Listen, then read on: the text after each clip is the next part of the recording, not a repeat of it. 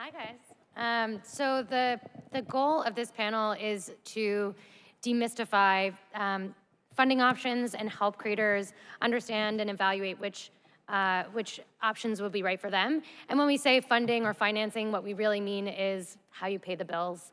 And the reason that this panel is called The Price of Money is because not all money is created equal. There's no such thing as free lunch.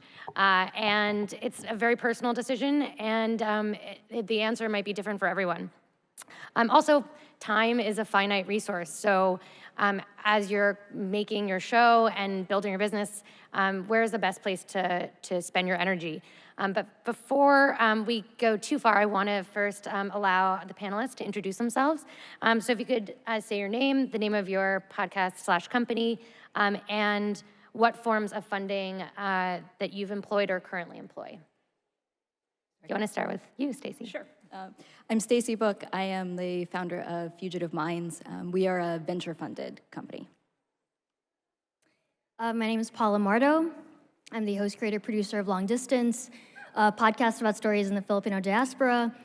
Earlier this year, we were selected for the Google Podcast Creator Program, and we're working on season 2 through that.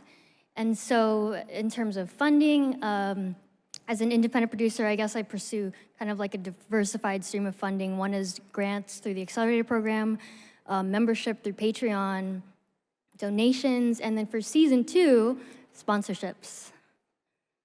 I'm Doree Shafrir. I'm the co-host of Forever 35, and we have sponsorships, and we also have funding through some affiliate linking. Awesome. Yeah. And just a reminder, I'm Nicola Korzenko. I'm the general manager of Podfund, the first and only independent source of capital and advisory for podcast creators, studios, and networks. So just to sort of set the stage, we're going to talk about getting started, what the options look like in the first phase of the business, dive into various funding models and the pros and cons of each, and then at the end, we'll sort of talk about some takeaways and some lessons learned. So for the purpose of this discussion, we're going to talk about podcasting as a business where the goal is to become sustainable and profitable. And as I sort of mentioned, there are real time/resource constraints. Often creators are acting as both the chief content and the chief finance officer. And so you sort of have to wear many hats. The first question I want to sort of do a quick kind of sort of temperature check from everyone is what percentage of your time do you spend on content versus the business side of things? And has that changed over time? So anyone who wants to jump in first. Well, I always say I, produce the show, but I'm also the head of marketing and the head of business development. I started the show on my own, but I do work with a producer. But we are also producing video content, and he's leading that. I lead the audio, and the marketing and the business and funding stuff kind of comes into. So it's a lot, but it's fun. Would you say it's like 50-50 or? It's a good question. I feel like it's still 70% I'm making the show, but I do have to set aside some time to do the marketing and the funding and all that. It comes gradually. I didn't start out doing that. When I first started the show, I was doing it, on my own time, on my own dime, no funding at all, and it was a monthly show, so I had kind of that luxury not to really worry about too much business stuff. But I think this season has been a little bit more like about prioritizing between production and the business stuff, but I still focus more on content. Fugitive is a venture-funded company, and so for me as CEO, I spend a lot of time in business development. And we went through a venture funding round this summer, but I have a team that spends a lot of time doing creative and developing original content. So I get to come in sort of on top of that and talk about whether it makes sense for our brand and where the market is for the show. And sometimes I get to say, this is something I really want to make. But most of my time, I would say probably 70-30, is spent doing business development. For me, it's really kind of ebbed and flowed. We launched in January 2018 as an independent podcast. And so initially, kind of 100% of our time was pretty much spent on content. But we as I'm sure we'll touch on a little bit later, we got sponsorships pretty quickly, and then it shifted because sponsorships get you money, but they're also a lot of work. And so kind of the height of doing all of that on our own, it was probably 60-40 content and business. A couple months ago, we signed with a network, and so that has taken some of the business stuff off of our plate, and I would say now it's probably like 75-25 or 80-20. Cool. And so, yeah, well, you brought up revenue, advertising and sponsorship. One of the best ways to fund a business is through revenue, and in podcasting, sort of the dominant form of revenue is in advertising and sponsorship. And it is typically unusual for a show to launch out of the gate with a network, and so a lot of creators are sourcing and executing sort of ad sales deals in-house. Doree, you have sold ads for your own show. How did you sort of know how to do that? And yeah, did you sell on a flat fee or a CPM? Like, did you have an agreement that you had, already used in the past? Like, how did you know where to get started? So I knew a little bit because I have another podcast that I do with my husband called Matt and Doree's Excellent Adventure about doing IVF. And we had signed with Midroll, which is an ad network, about a year after we launched. And so even though I wasn't selling ads for that podcast, I was kind of familiar with the language of sponsorship, and I knew how much we were making from those sponsorships and what a CPM was. And so I was able to take some of that knowledge and apply it to Forever 35. And we were approached about sponsorship really early. I think even before our first episode, we had started an Instagram for the show, and someone who already followed me on my personal Instagram followed the show, and she DM'd me, and she wanted her company to advertise. She wanted to be a launch sponsor of the podcast. So that was amazing, great. So we signed her up, and she actually used a contract template that we ended up, like an insertion order template that we just ended up copying and using for a bunch of our other, especially independent sponsors. And we were kind of quickly approached by other agencies. We were very fortunate in that it was all inbound. We didn't have to kind of go out and pound the pavement. So that was amazing, but it was a lot of coordination and also like figuring out how much you're worth is, it's tough. And we had to kind of play around with that a little bit. And you also mentioned that you joined a network, Acast. Mm-hmm. Was that sort of the goal from the beginning? And what are the benefits of being part of a network? It definitely wasn't the goal from the beginning. But I think as the months went by, we started being approached by networks, and we were sort of like, this could be helpful in a lot of ways. Like, this could help us grow our show, and this could help us get other sponsorships that we can't get on our own. But we decided to kind of wait to see how far we could kind of take the show on our own. And we got to a point earlier this year where we were like, okay, we could really use some help.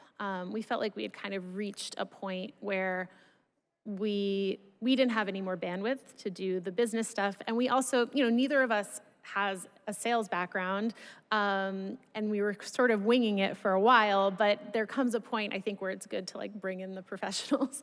And so we started talking to a bunch of different networks, and that was when we chose to sign with Acast. And how has it been so far? It's been great. We love Acast. They're great partners for us, and all the things that we wanted them to do have happened. Like, it's really nice to not have to sell ads anymore, I will say. Nice.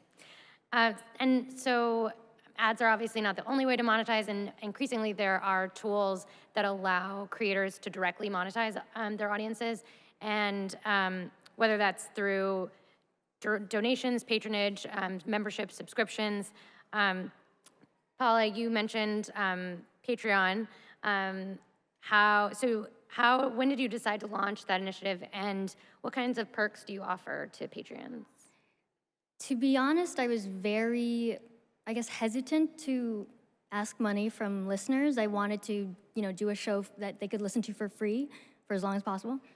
So I didn't really think about crowdfunding or Patreon even until towards the end of the first season. So I launched in October of 2018, and around like the spring or like a little before spring, as we were planning to end this season, a producer on the show, he's had experience crowdfunding through Kickstarter, so he kind of had that knowledge. But we also wanted to explore Patreon specifically because, first of all, over the course of the season, people would contact me, like email, Instagram, whatever, and be like, how can I give you money so you can do more of this? And it was a monthly show, so they're like, how can I give you money so you could do more episodes? And so we threw up like a PayPal link on the website, and we get like $50 here, $10 there, and that was fine. But towards the end of the season, I was like, okay, let's try the Patreon, see what would happen.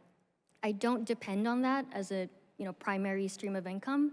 I know there are other shows that make a ton of money on Patreon, but for me, it is a very specific audience, and honestly, a lot of them are Gen Z, young millennials. They don't have a ton of money yet, so I don't push them on that. But we launched, I guess it was either May or June. We did a video, and to me, it was more about building a community and not so much like, give me money, It was kind of telling my listeners and being open with them and transparent, like, hey, it's a documentary-style show. There's a lot of work that goes into it. It does take money. Would you want to help in that? And so far, the response has been pretty good. Does it take more work to manage the membership? Well, we don't do a ton of perks, so we're pretty straightforward in that, I'm not going to give you a T-shirt. We do give stickers, and I have some if anyone wants some later.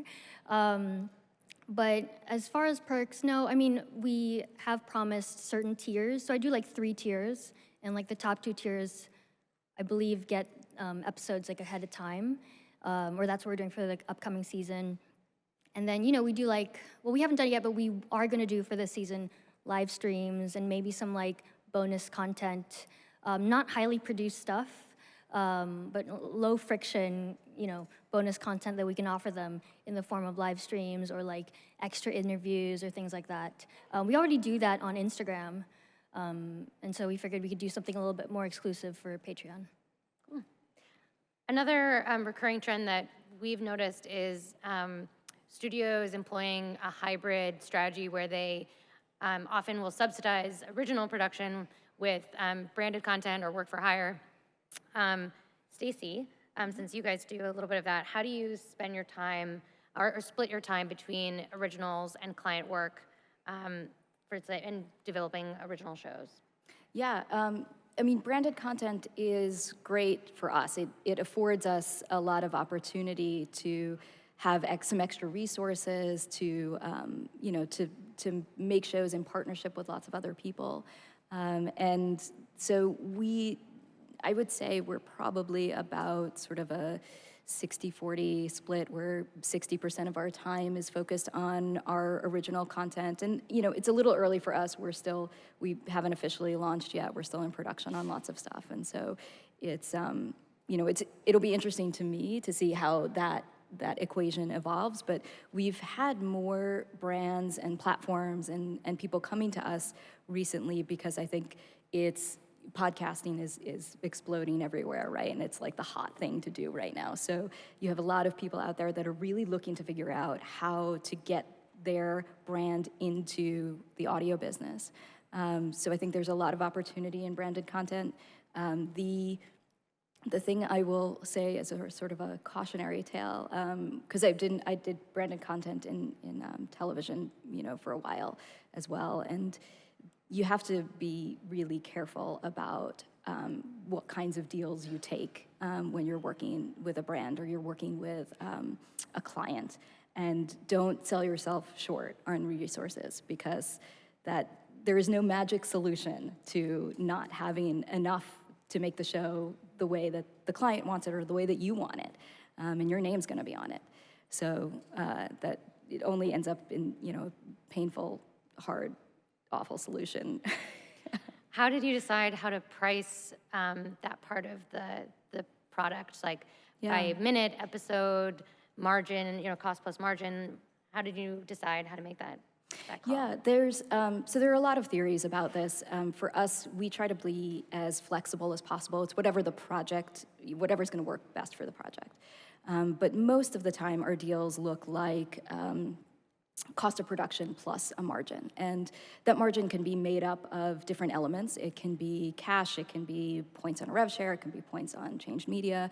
There are a lot of different ways to make it work for you and for your client. And that's what we have found, is that being flexible is a really an asset that we can bring to the table, that is great for us and for everybody else.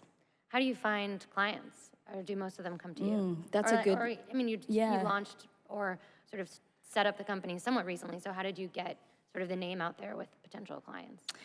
So initially for us, and again, it's early, and so, ask me this question in 6 months and we'll see the answer could be different. But I had relationships coming into the business that I spent a lot of time talking to people, and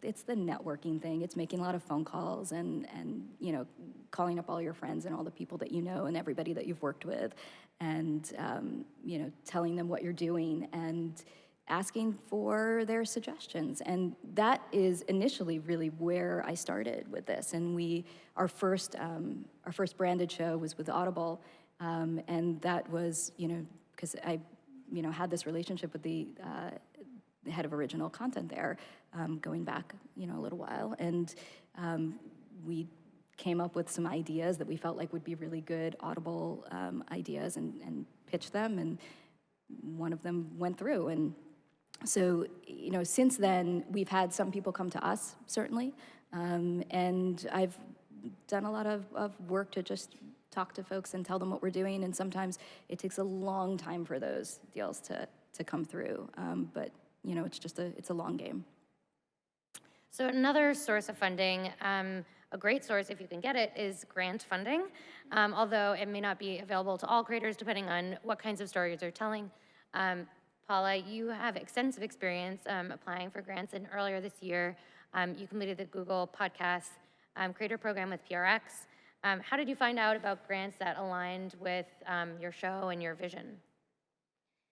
A lot of research and Googling. And, the funny thing is, so I've been working on this show technically since 2016, so it's been like a couple years in the making.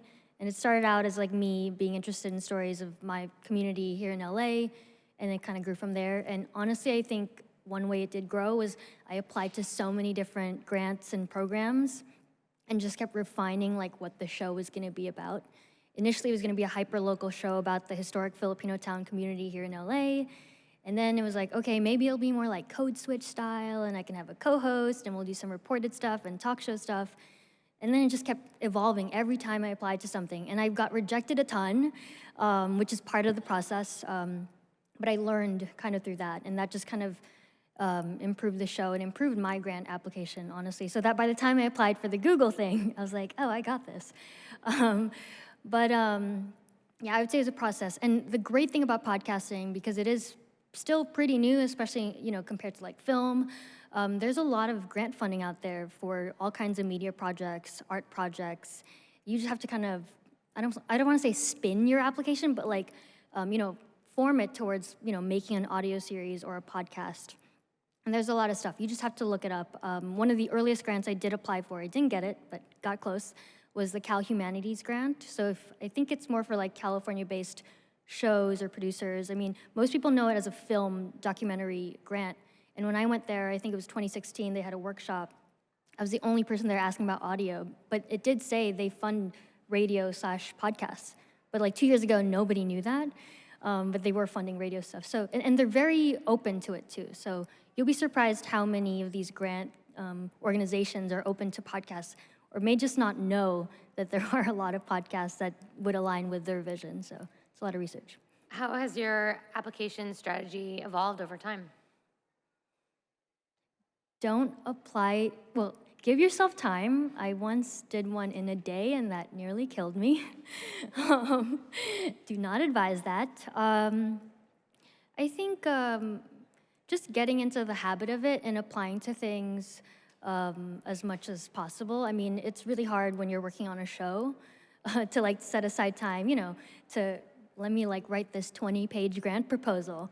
Not everybody's into that. If you have the ability or the capability to hire a development person or someone to actually do it for you or with you, that might help. But yeah, I think it's time management. Got it.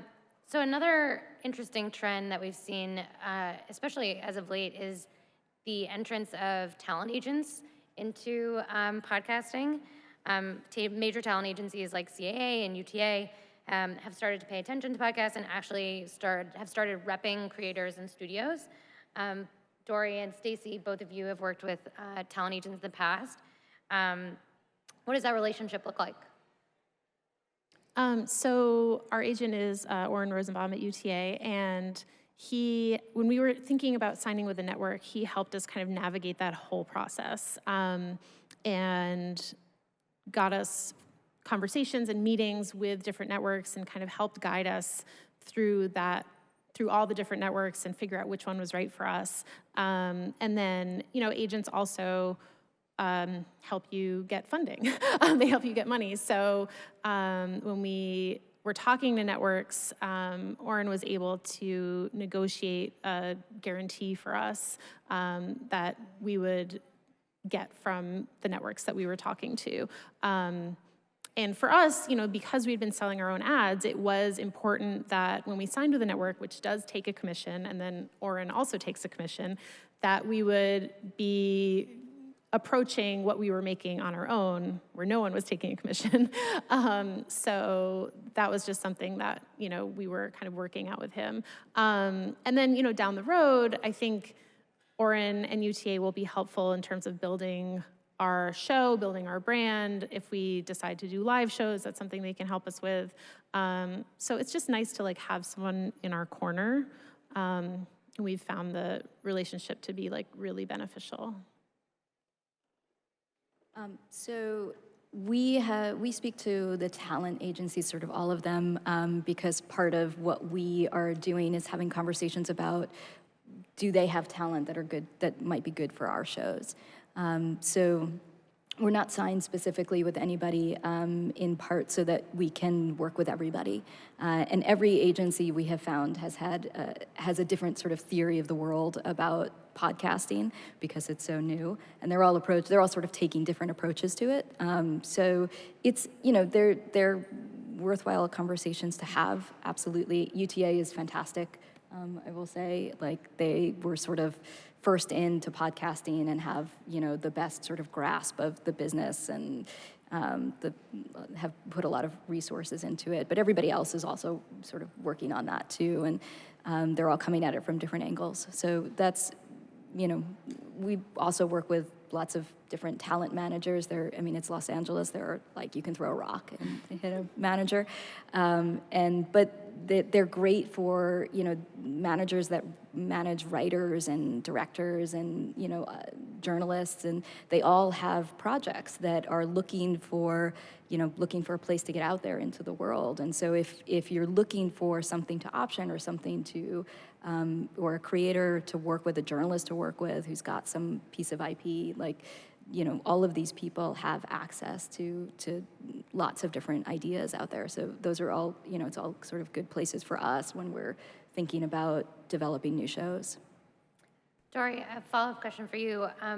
What is that, so in that relationship, are they employed or in play for every deal that you do, or do you just sort of leverage the agent for specific deals or opportunities?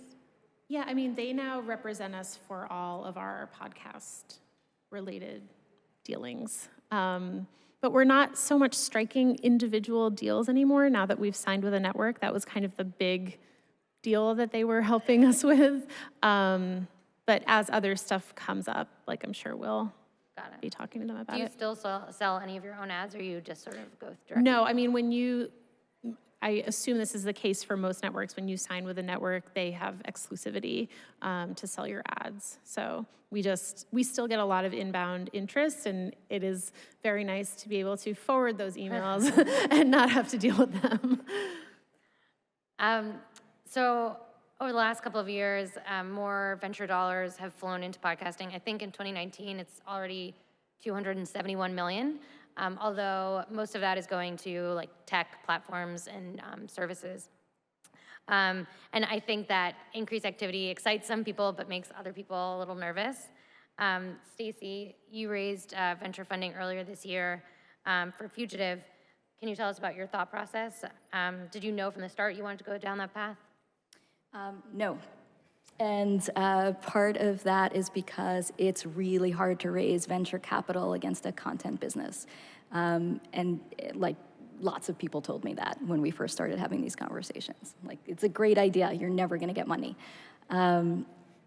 But we spent a lot of time thinking about the shows that we wanted to make and how we were gonna kind of put the company out into the world. And I felt like we had this really compelling story to make about how we were going to build a successful company. And in order to do that, we needed money up front. We needed to be able to finance these shows that were going to be expensive shows, that were going to be really narrative and really cinematic and, sort of take place all over the world in some cases. And so we got to a point where we said, I think that the story that we have to tell about our business is compelling, and there's a world out there now that is maybe interested in hearing it, and let's give it a shot. And so we did, and went out there and started talking to people and talking to different venture capital firms, and got a lot of like, you're a content business, we don't fund content businesses. But there are people that do, and that's actually really exciting, because I think it'll allow lots of people to make really great stuff, and that's what we're hoping to do. How familiar were you with investment terms going into the process? So I had some familiarity with venture capital because I came from a startup before this, but I wasn't responsible for raising the venture capital, so that was really daunting and a whole new experience for me. But you learn, you talk to a lot of people, you ask a lot of questions, and the thing that has been great about having investors is, and I think we've also gotten lucky with the people that are on our team, is that they're on your team now, so you have these investors that are invested in you, and they are in your corner, and so you can call them up and ask them questions, and it's great. You get a lot of great advice, you get somebody to bounce ideas off of, you get somebody to, help you sort of put your brand and your product out into the world, and so for us, it's been fantastic thus far. What kinds of investment terms should creators be prepared to sort of confront or know ahead of time? So there are different investment vehicles that are out there, depending on your company and your stage. For us, we have investment on a convertible note, and we have investment on a SAFE. Because we're a new company, evaluation wasn't going to mean anything for us up front. There was nothing to value. So a priced round is sort of later on in our future. But, the convertible note is essentially a loan, sort of structured like a loan. A SAFE is another investment term that comes from Y Combinator, and it's actually a really nice vehicle for venture capital investment, because it's relatively simple, and it doesn't require you to value your company up front, and so we have investment on both of those things. I would suggest, if you're going out there to get investment, to not have two different vehicles. It's always better to just have one, just use the SAFE or just use the note or whatever. But sometimes that's not possible. So you kind of puzzle piece it together until you have what you need. And I'm playing a little bit dumb here, because also Podfund is an investor in Fugitive Minds. How did you actually find Podfund? What appealed to you about us? So we actually, Podfund was recommended to us, by a number of different people, and as we were having these conversations and with other venture firms. And Podfund is designed to fund creators, which is fantastic. There's basically nobody else out there whose mission is to fund content creators, and not like some tech platform or analytics or podcatcher or something like that. So that it was, that's great, and I'm hopeful that there will be more people that sort of follow that lead and put more money into podcast creators, because there's so many talented people working out there in podcasts, and like imagine what you could do with like a little funding. It's fantastic. So last question for the group. What do you know now that you wish you had known when you were first starting out? Like, or what are the, one or two most important lessons that you've learned? Who wants to go first? I guess I would say you can, like, this might sound super simple, but you can be the creative person that makes the show, and you can also be the business person that, like, figures out how your show is going to make money. Like, you can do both of that. It may not happen right away. I think Stacey mentioned it's a long game. I mean, it really is. I think right now everyone's in this frenzy of like, podcasts are awesome, let's be successful. But in reality, you want to build a sustainable show and also a sustainable business, and that doesn't always happen overnight. It could, but me doing my show, I know it's very specific. I know it's for a very, particular audience, and most of them don't listen to podcasts yet because they're international. So I'm gonna play the long game and wait for those folks to find my show, find new ways of finding those people so they can listen to the show, and then build from there, so. I mean, I feel like I'm still learning this, but one of the things that I think has been challenging for me as a business person is kind of anticipating our needs. And so, we have an assistant now, but it took us, like, we felt like we were at the breaking point until we hired an assistant. And so it would have been nice to have that assistant, like, 3 or 4 months before we actually hired her. And so that's something that I'm still kind of figuring out. So I don't know if that's something that I guess I've learned that, but I don't feel like I've conquered it. I don't think there's enough time left for me to talk about all the things I've learned. I think a really good sort of lesson I learned was to really be clear about like what you are good at creating, what your core competency is, and get help doing all of the other stuff.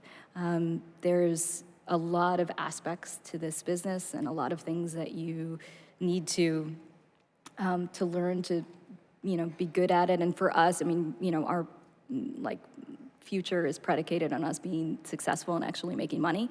And there are plenty of things about podcasting that I did not know going into podcasting. And so, be clear about what you know and what you don't know, and get the advice because there's the other thing about this industry is that there's so many people willing to talk to you and give you that advice, and it's just like it's a wonderful community. And then, also like make the things that you love to make. That's super important. Don't go out there making things that like you feel like you should make because somebody else told you that that's where there needs to be a show. Like, make the stuff that you love to make. That's why we're all in podcasting. Awesome. Well, thank you guys again. So we have just about 5 minutes left. I think we'll open up for Q&A. I can't really see anyone, but but I think probably there are people with microphones who can I help. think there's mics in the front. Oh yeah, there's mics like right there. Yeah. Okay, 1 and cool. 2. Okay, great. So if people want to come up to the stage, there are mics in the front if you want to ask questions. Does anyone have any questions about money or the price thereof? Someone has a question. Oh, yeah. Hi. Sorry to the podcast listeners out there. Hi, thank you so much. This is so informative, and I really appreciate it. I wanted to talk a bit about the branded worlds. You talked about that as a common way to approach things is to spend maybe 40% of your time on branded content and the rest on original content. From where you guys sit, do you think that the interest in branded content from private companies is only increasing? Do you think it's going to plateau at a certain point? Do you have any sense of kind of where that's going in the next couple of years? Thoughts? I can talk about this a little bit since we do this. I think that you're going to see more brands in podcasting. I think you are seeing them come into it, in the ad sales world. I think you're going to see them want their own original content. Lots of brands have an interest in this, and they don't really know exactly how to approach it. There's branded content means a lot of different things to different people, so that is an important thing to get your definition with them really clear before you start, but so that expectations are all out there on the table. But I think you will see more brands and more companies come into podcasting and want to be associated with really good content.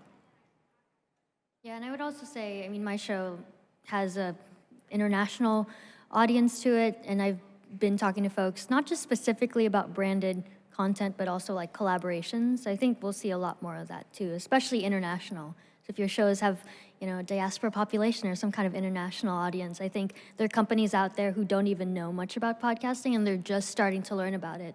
So yeah, I think we'll see more of them in the podcast space.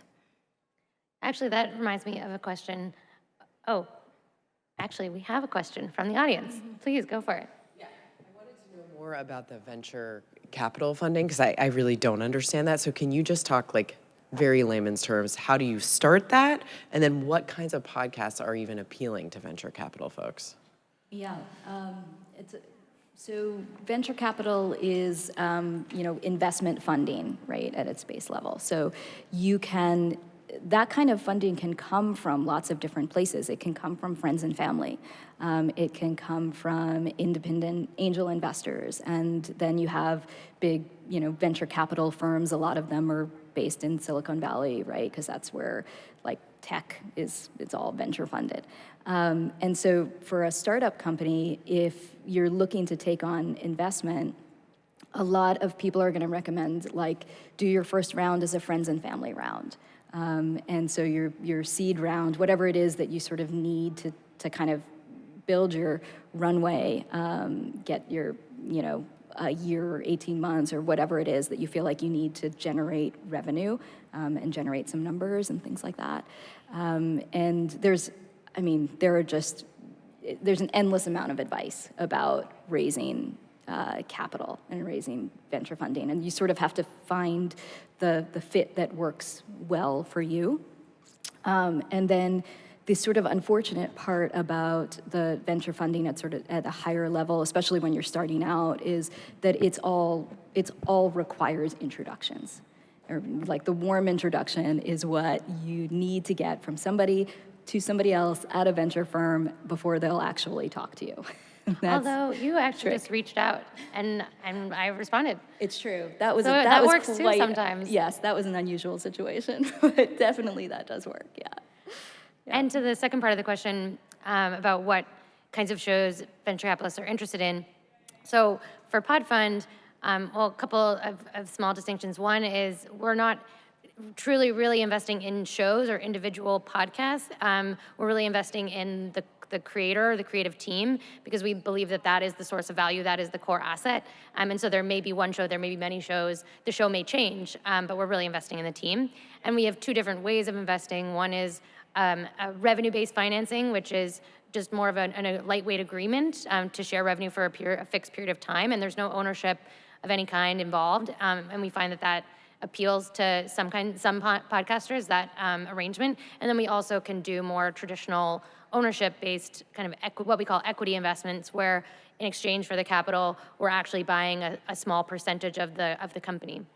And for us, we're very much interested in the sort of Venn diagram overlap of really high quality, interesting storytelling, creative talent, and financial viability. And so, we need to understand, and so part of the process of the venture capital or just sort of financing discussion is there a plan in place how you make money? Because we need to make sure that part is in place as well. So I think we're just about out of time, but I think we covered a lot of ground. Thank you so much to my panelists for joining us, and thanks to Work It. Thank you.